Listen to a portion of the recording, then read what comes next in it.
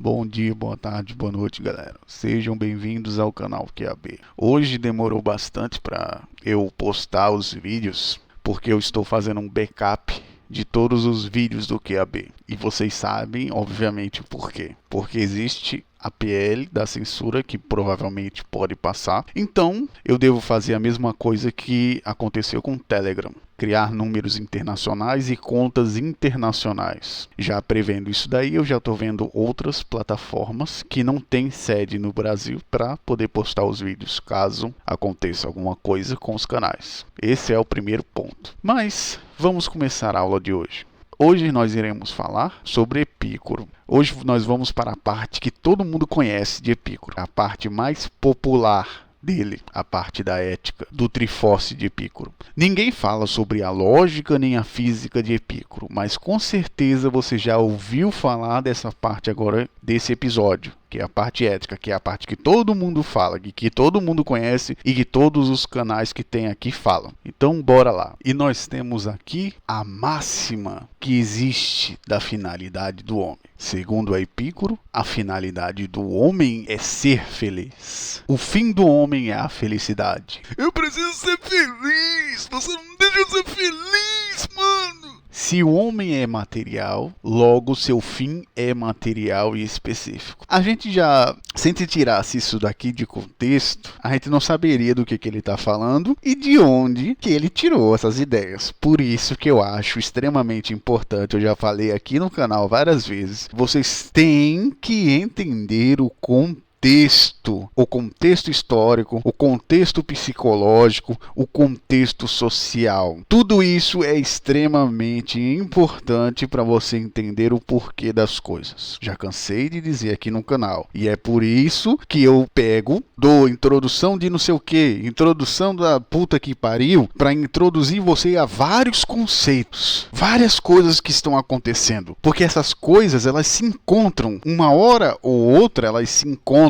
Como eu falei para vocês lá no início, a gente começou de uma coisa que parecia que não tinha nada a ver. Aqui de Sócrates. Sócrates, que porra de Sócrates na história do Brasil? Socráticos menores. Que porra é Socráticos menores nessa porra? Mas só que elas vão se encontrar. Então por isso que eu digo para vocês, vejam o contexto. Estudem o contexto. Isso é em tudo, cara. Tudo. Vocês precisam entender o contexto das coisas. Por isso que tem gente que pega só a parte ética de Epicuro. A filosofia do Epicuro se resume apenas na parte ética, mas agora vocês sabem que não. Ele fazia o Trifórce, e pelo Trifórce e pela física, vocês vão ver que ele considerava a alma como algo material. E por tudo que ele fazia ser algo material, ele dava a felicidade como também algo material e meio psicológico também. Só que aqui ele dava um tipo específico. Se vocês vão ver, lá nas minhas aulas da lógica, ele falava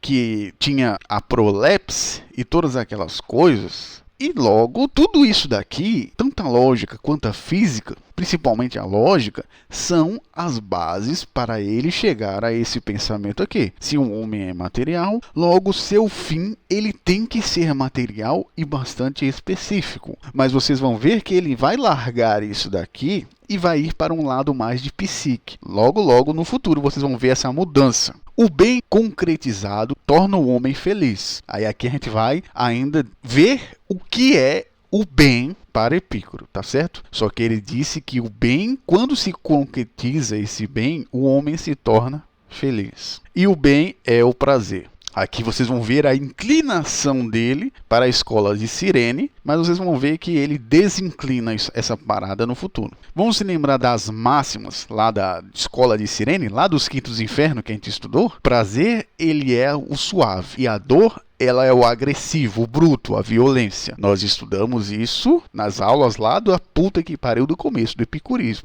Nem do começo do epicurismo, do começo das aulas dos estoicos. E agora vocês estão vendo que isso aqui é uma continuidade das ideias. Vocês sempre vão ver na história, na filosofia, na psicologia, no caralho A4, existe uma continuidade de ideias, uma transformação de ideias que acontece. Não é algo que surge do nada. Nós vamos falar agora sobre a máxima epicurista, que ela lançou algo que foi diferente de Cirene, que é a questão do estado intermediário, que é a paz e a quietude, a não perturbação. Essa não perturbação, ela tem um status de psique. A não perturbação da psique. Seria mais exato dizer aqui da obra, dessa parte de Epicuro, o que ele achou nisso aqui tudo. Existe um estado que é muito melhor do que o prazer e a dor, e é o estado de paz. A ideia de paz de espírito. Então, pra que pagamos vocês?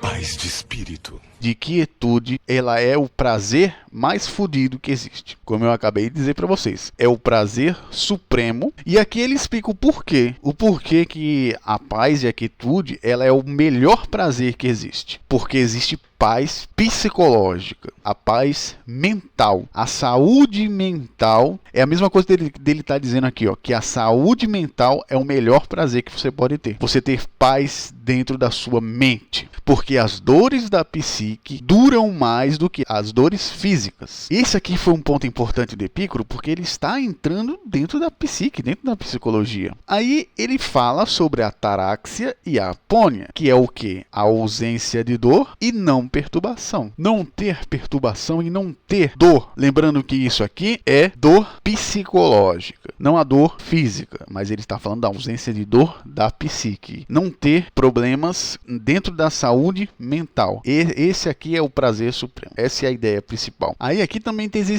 existe essa parte aqui de ato de escolha racional, que ele diz que isso é uma escolha racional. Porém, se eu tirar isso aqui de contexto, parece que é a racionalidade como nós conhecemos. Mas nós sabemos que ele está falando da lógica que ele mesmo criou. E a lógica que ele mesmo criou tem a ver com muito mais com sensação e sentimentos do que a lógica como conhecemos. Como eu já falei para você, a lógica dele tem a ver com associação, com antecipação de sensações, ou seja, é mais sobre sentimentos e experiências do que a lógica que nós conhecemos. Isso aqui é um ponto muito interessante de eu reforçar com vocês, porque isso aqui fora de contexto parece que é a racionalidade como nós conhecemos. Por isso que eu falo direto, é importante você ter todas as peças do tabuleiro para poder fechar o quebra-cabeça. Isso aqui fora de contexto é uma coisa totalmente diferente. Como eu botei aqui, a racionalidade para ele são as sensações, a experiência e os sentimentos. É diferente de um trabalho propriamente de lógica pura, um trabalho racional de verdade, mas sim um trabalho feito por experiências. Podemos dizer que é o trabalho mais pragmático. Essa seria a palavra mais exata. Vamos descrever agora os tipos de prazer. Agora a gente entendeu como é visto o prazer dentro da filosofia de Epicuro. Agora a gente vai entender os tipos de prazer e os tipos de limites desse prazer. Isso aqui não existe dentro da filosofia de Epicuro, eu só coloquei aqui para ficar mais fácil. Os tipos de prazer de Epicuro são os prazeres necessários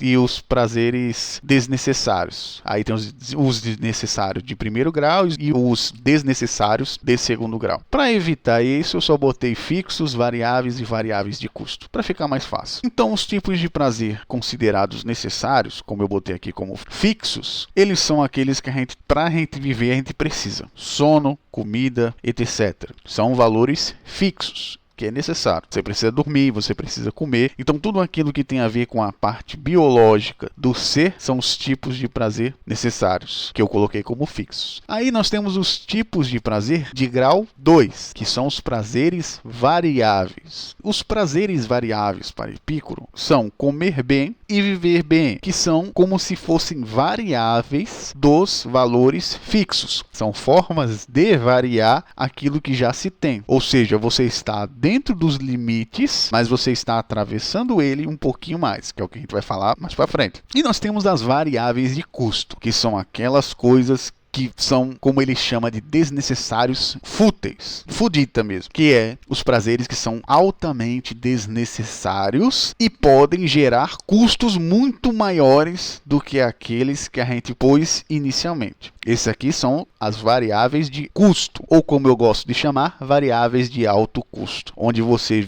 despendia energia e o que você recebe em troca parece justo, mas é totalmente pior, que é o quê? Riqueza, poder e honra. Isso aqui é um ponto muito importante para se discutir, porque a riqueza, em certos contextos, podem ajudar você a superar, por exemplo, um governo filha da puta. Poder também. Poder na mão das pessoas que querem fazer alguma coisa pode mudar. Agora, a questão aqui que eu concordo com ele é a questão da honra. A honra é totalmente desnecessária. Nisso eu concordo com ele. Só não concordo com a questão da riqueza e o poder. Porque riqueza e o poder, em um cenário onde existe um Estado que pode foder você, pode ser uma saída. E pode ser a saída também para outras pessoas. Se você quiser ajudar outras pessoas, você tendo riqueza, você pode. Se você não tem riqueza nem poder, você não consegue. Então essas variáveis de custo, esses dois pontos aqui eu não concordo com ele, mas eu concordo na questão de honra. Honra é totalmente desnecessário. E muitas vezes pode levar você para o caixão. Eu posso até usar um exemplo prático aqui dessa questão do Epicuro. Existem deputados que estão barrando a lei que está para passar. Se não existissem esses deputados, se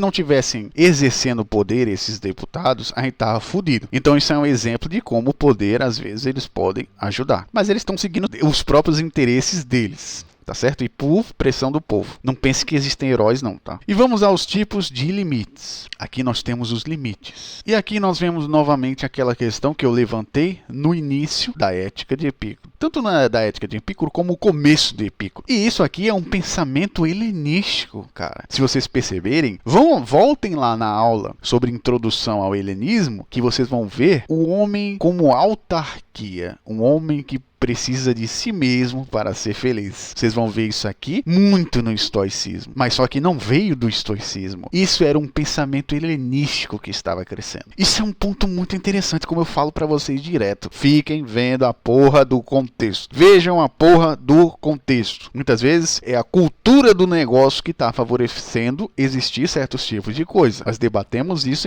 em psicologia. Existia um grande debate na época. Será que a cultura influencia ou existem pessoas que vêm do nada e fazem as coisas? Isso é um ponto muito interessante. Então, a autarquia é a felicidade. Um homem, ele não precisa de nada para ser feliz. E existem limites para se exercer o prazer. Nós temos aqui os 3 tipos de limite. Então, os valores fixos existem limites definidos. As variáveis, os limites vão se absorvendo e podem gerar danos, que aqui começa a questão da gula, dos 7 pecados capitais como um todo, que é quando os limites eles são absorvidos. E temos as variáveis de custo, que é quando não existem mais limites. Você faz tudo pelo prazer da coisa. Inclusive se fode pelo prazer. E sobre a questão dos males. Isso aqui também é muito interessante, que ele divide os males físicos e os males da alma. Mais uma vez ele mostrando a psique. Isso aqui é importante, cara, porque ele não via a psique, mas ele falava da psique. Os